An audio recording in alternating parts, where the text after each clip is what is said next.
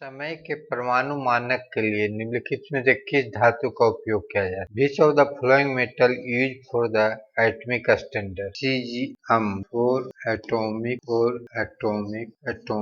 standard of time. B each cesium metal element. Time standard के लिए caesium atom को प्रयोग किया जाता है।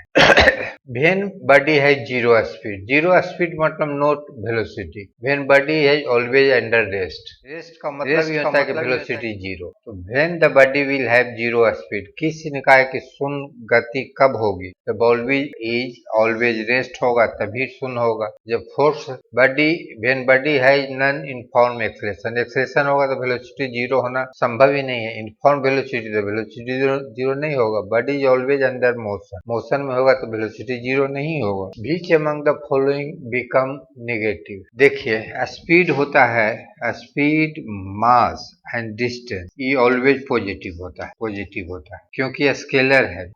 स्पीड जो है, स्पीड डिफाइन होता है magnitude of velocity, magnitude of modulus of velocity. Modulus always positive होता है। मास तो कभी नेगेटिव होता ही नहीं, डिस्टेंस कभी नेगेटिव होता ही नहीं। ये जो तीनों है ये ऑलवेज पॉजिटिव होता है। मास डिस्टेंस सब पॉजिटिव होता है। मास कभी नेगेटिव नहीं होगा। स्पीड मॉडुलस वेलोसिटी है तो ये भी पॉजिटिव होगा। मॉडुलस किसी का पॉजिटिव होता है। वेलोसिटी है वेक्टर, वेलोसिटी क्या है? वेक्टर है। वेलोसिटी इज वेक्टर है तो ये पॉजिटिव भी हो सकता है, नेगेटिव भी हो सकता है, पॉजिटिव भी हो सकता है, नेगेटिव भी हो सकता है, वेलोसिटी नेगेटिव भी हो सकता है, जीरो भी हो सकता है वेलोसिटी। तो हमारे पास जो है कहता है which of the following become negative, तो केवल नेगेटिव हो सकता है जो वेलोसिटी हो सकता है। डिस्टेंस मास तो कभी नेगेटिव नहीं होगा। स्पीड में वेलोसिटी का मैग्नीट्यूड है तो मैग्नीट्यूड पॉजिटिव होता है। डिस्टेंस ऑलवेज पॉजिटिव होता है by definition. Newton first law of motion is always known as, Newton first law को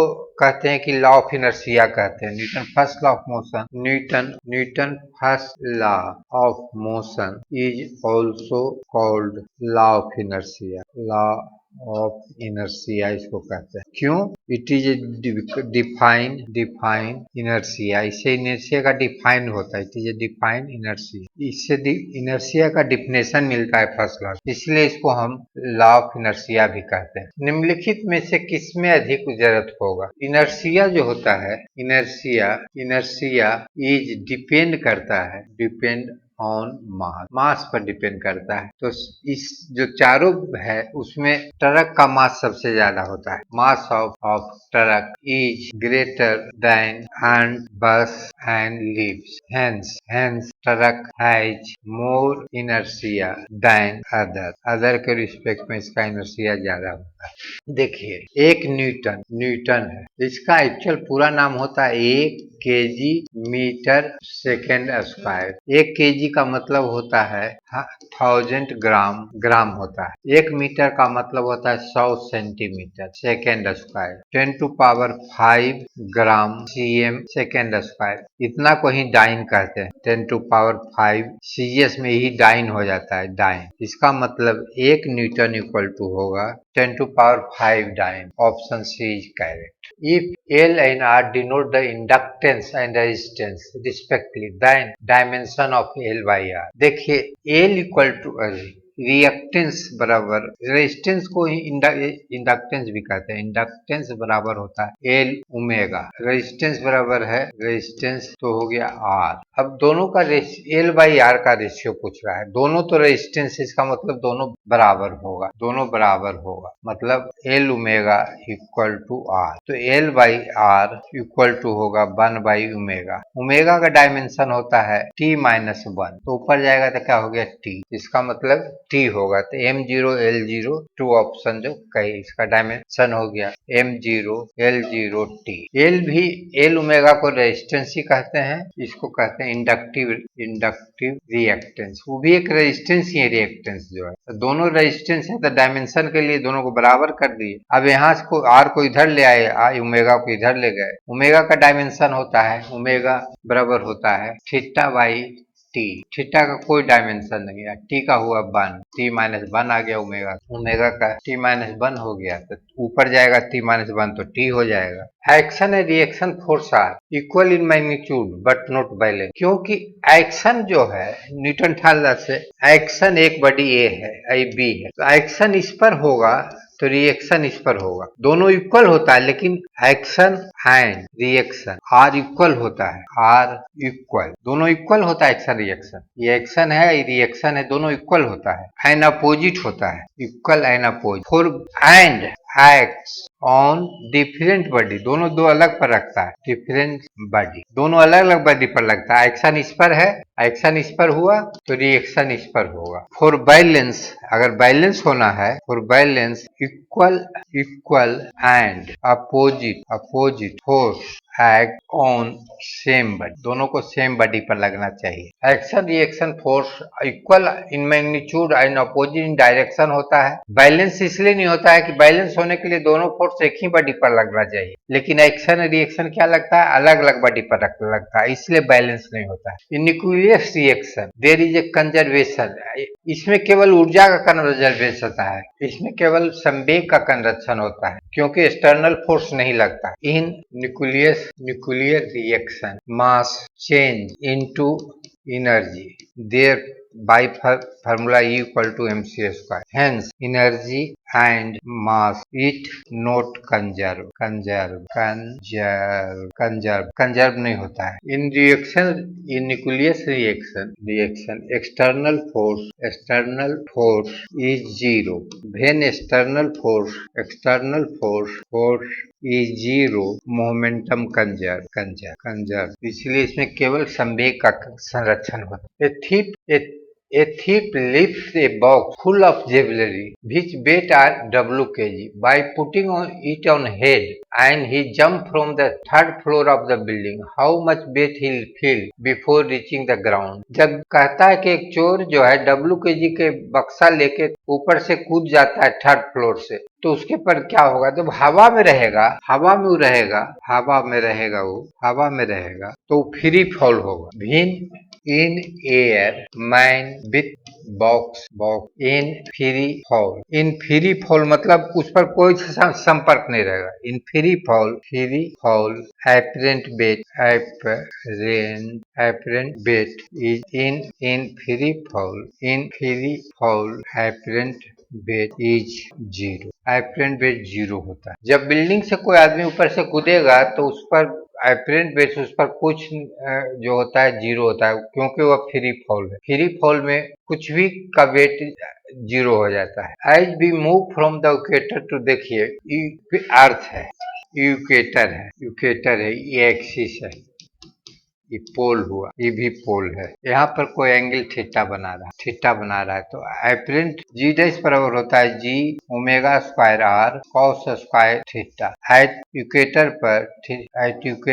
थीटा इज जीरो, तो G dash equal to G minus omega T. At pole theta is 90, तो D dash बराबर जी। इसका मतलब इससे इस direction में जाएगा, इक्वेटर से पोल के तो इंक्रीज करेगा, the phenomena of polarization cannot be occur in the polarization is phenomena of transverse wave। यह जो है पोलराइजेशन जो है ट्रांसवर्स वेव का phenomena, radio wave X ray visual ray is electromagnetic wave which is transverse. तो तीनों में हमारे पास पोलराइजेशन होगा, इस तीनों में पोलराइजेशन इस तीनों में होगा, लेकिन इसमें और इसमें पोलराइजेशन होगा। यूकेस्टिक वेव जो है, acoustic wave is mechanical longitudinal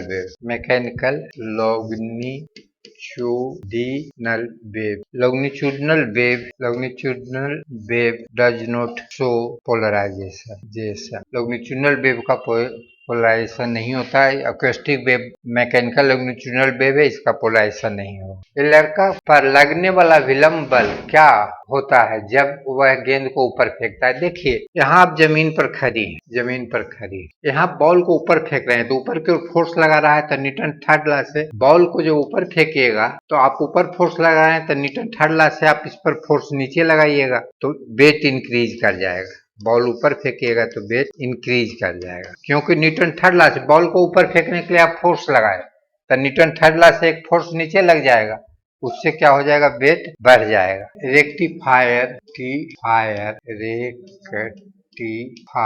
is device which convert alternating current AC into DC direct current AC convert DC।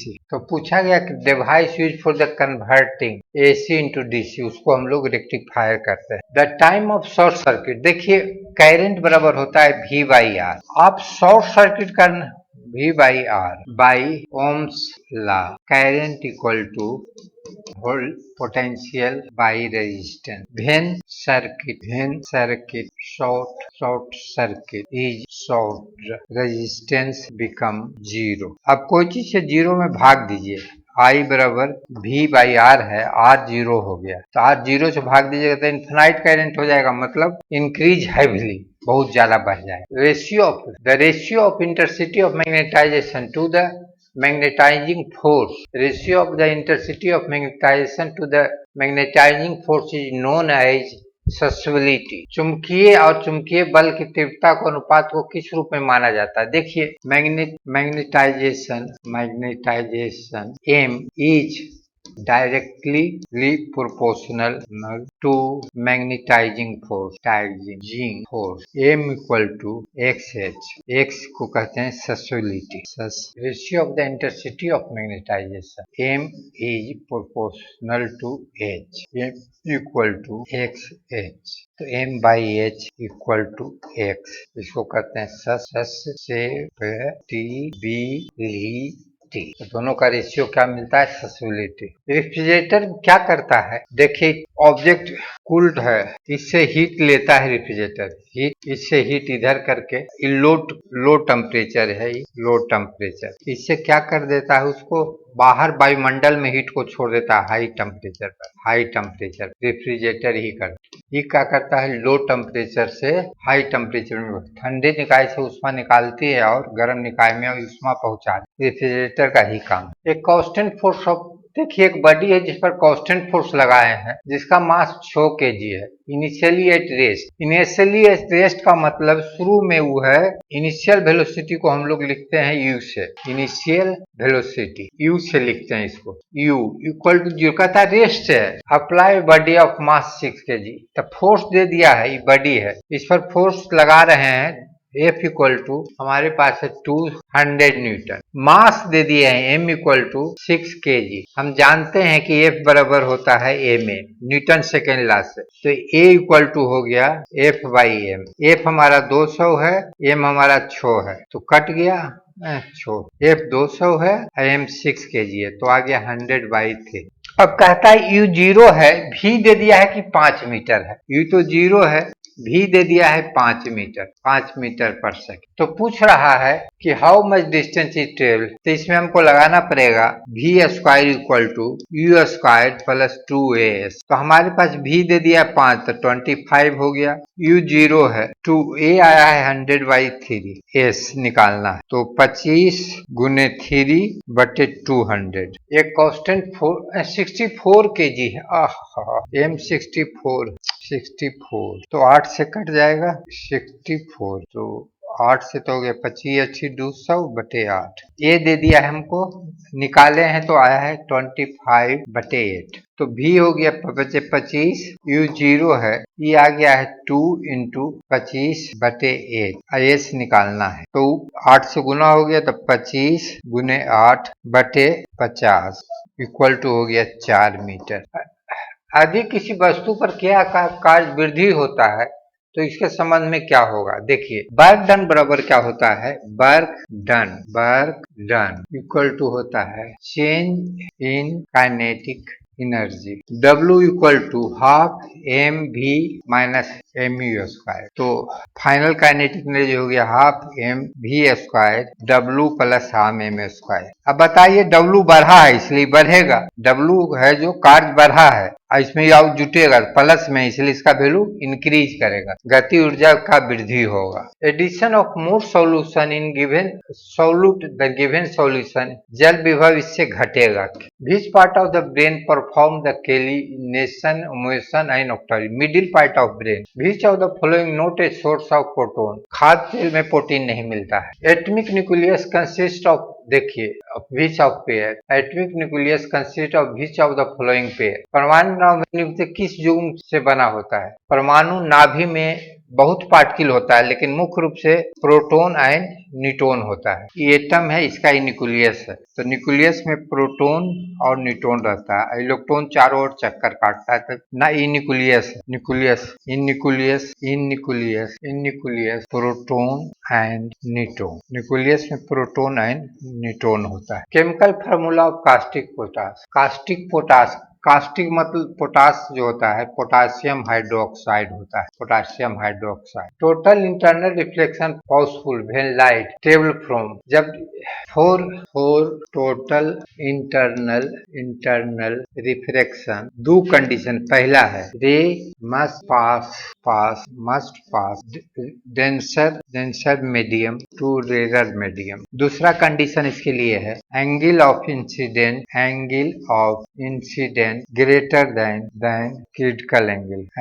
अब देखिए हम लेते हैं एयर से वाटर में, पहला हम दिया है वाटर है, एयर है, अब हमारे वाटर है जिसका रिफ्लेक्टिव इंडेक्स म्यू बराबर होता है 4/3, एयर का 1 हो रहा है, म्यू जिसका ज्यादा होगा वो डेंसर होगा, म्यू एयर का 1 होता है, तो क्या रे जा रहा है रेयर से डेंसर में, तो इसमें संभव नहीं है। दूसरा देखते हैं एयर टू ग्लास, फिर वही कंडीशन है, देखिए एयर है ग्लास में जा रहा है, इस डेंसर है एयर, क्योंकि इसका म्यू 1.5 होता है, म्यू 1.5, इसका तो 1 होता है, तो ये फिर नहीं संभव है, क्यों, रेयर से डेंसर में जा रहा है। वाटर टू ग्लास में भी संभव नहीं है, ग्लास टू वाटर होगा, क्योंकि फिर वाटर का कम होता है, वाटर का होता है 4/3 या ग्लास का 3/2, तो ग्लास का ज्यादा है, तो इसमें नहीं होगा, इसमें भी नहीं होगा, इसमें भी नहीं होगा, केवल इसमें होगा।